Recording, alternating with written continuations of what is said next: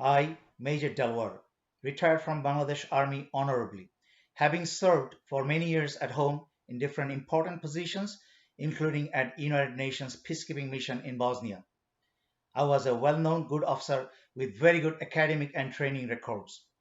While in Army, I also played important role in Army software and systems development.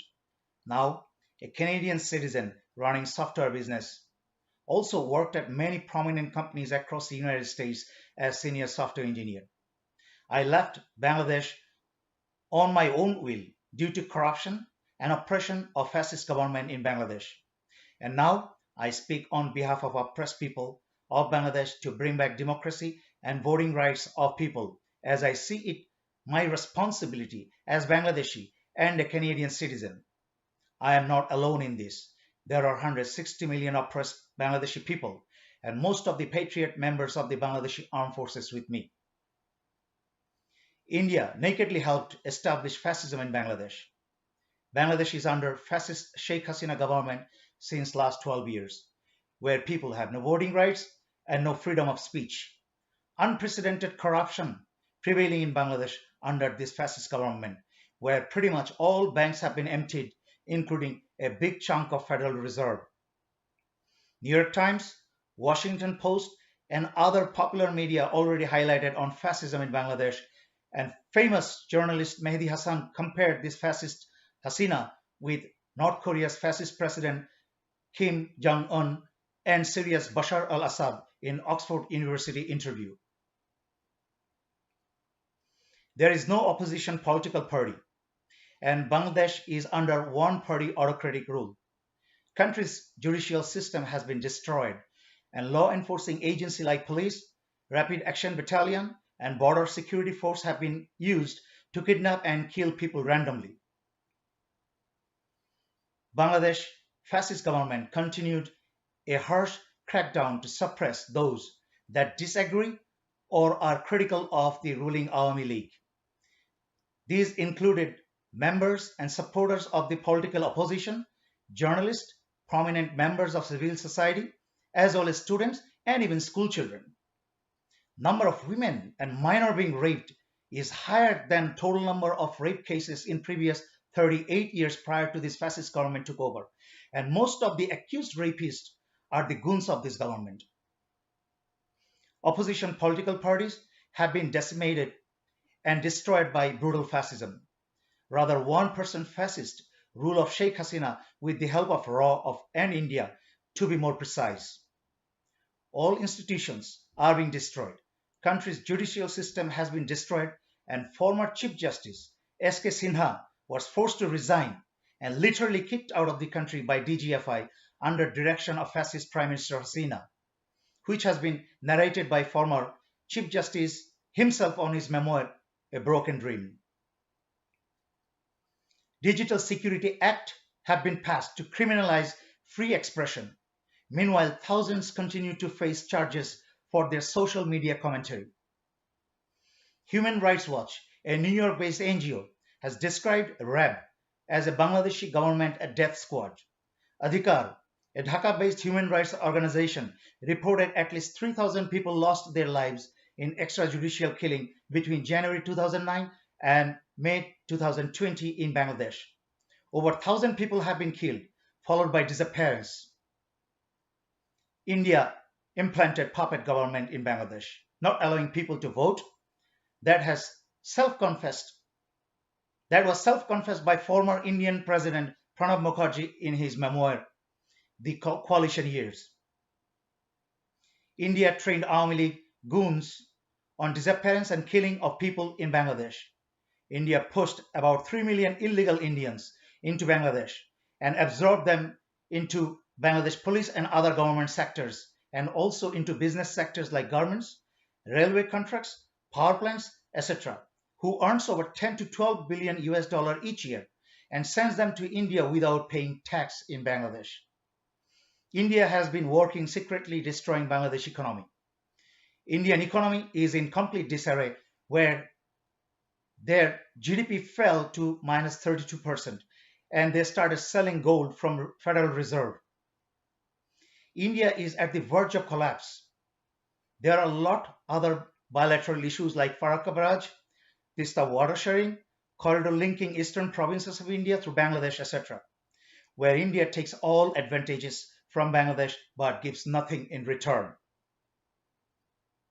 Whereas current unemployment rate is very high in Bangladesh itself. In social media live video, I asked Bangladesh government to oust all illegal immigrants of India and place unemployed Bangladeshi men and women in their place, which is very valid nationalistic demand. It has nothing to do with any religion. Just like any other Western countries are implementing stronger immigration process, and no country allows illegal immigrants. Bangladesh is one of the most secular countries in the world where people of all religion lives together in harmony. In my live videos, I equally appreciated patriotic Hindus and Muslims and equally blamed Muslims and Hindus traitors who are working against the interest of Bangladesh, which any country would do. And Indian media is spreading lies and putting false color of racism and extremism in their media. Whereas India is the most communal country in the world. They are persecuting Muslims, Christians, and low caste Muslim Hindus in the name of CAA and NRC. Their Indian government sponsored terrorist organizations like RSS and ISKCON, who lynch Muslims for eating beef every other day, whereas India is the largest beef exporter in the world. India is a rising fascist and Nazi force. Therefore, it is also helping the fascist government to oppress Bangladeshi people. India Prime Minister Modi is notoriously known murderer of over 2,000 Muslims in Gujarat in 2002, which is known as Gujarat pogrom. In 1984, over 8,000 Sikhs were killed in anti-Sikh riots.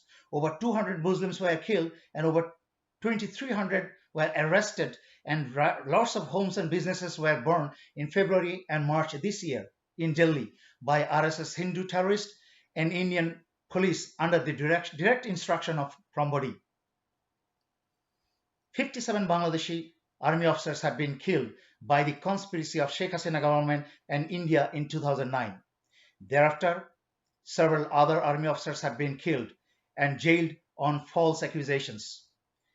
Recently, Major retired Sinha was killed by RAW. RAW sponsored one of the most corrupt Bangladeshi police officer, Pradeep. Pradeep was a drug lord being a police officer and killed over 200 innocent civilians prior to killing Sinha. Patriot Bangladesh armed forces will not sit and watch quietly anymore. If this fascist government does not stand down and set country free, allowing a free and fair election to bring back democracy. There are a lot other patriotic Bangladeshis and scholars talking about Indian conspiracy on Bangladesh, but India is afraid of my speech because I'm an ex-military officer.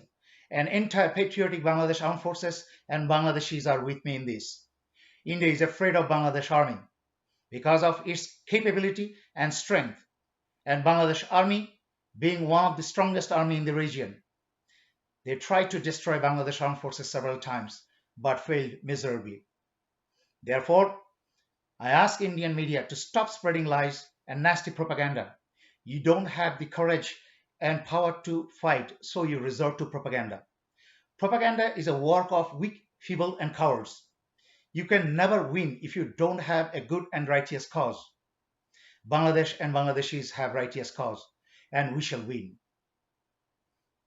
All Indian neighbors have left Indian alliance due to India's big brotherly aggressive attitude and meddling into internal affairs of neighboring countries. I ask again all illegal Indians to get out of Bangladesh, and I ask India and its goon RAW to stop messing with internal affairs of Bangladesh. I ask all Bangladeshis to be prepared to rise against Indian aggression and all Indian collaborators in Bangladesh whenever I give a clarion call. I urge again all hostile intelligence services personnel to stop interfering in Bangladesh internal affairs, stop killing, abduction of innocent people within our territories and along the border, and get the hell out of Bangladesh when you have time.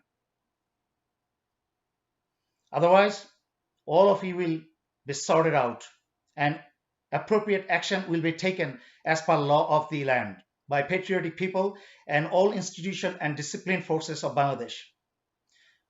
But we categorically say we want good relationship with all as our foreign policy suggests. And we want friendship with all and malice to none, provided you stop interference in our peace-loving Bangladesh.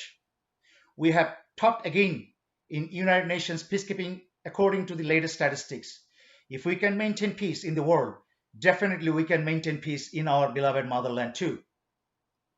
So I urge whole world to allow us to remain at peace, independent and democratic as we are the foremost nation who have consistently delivered peace around the world. We think we deserve it and capable to maintain in our country too. Thank you all. Stay with oppressed and against oppressors around the world. Let there be peace everywhere in the world. Beloved Bangladeshis, remain firm, disciplined, confident for peace, freedom and justice, and remain ready, if need be, to tear down fascist government if it does not change its course like 1971 to protect our very dear independence and democracy. May Bangladesh remain independent and democratic forever. Thank you.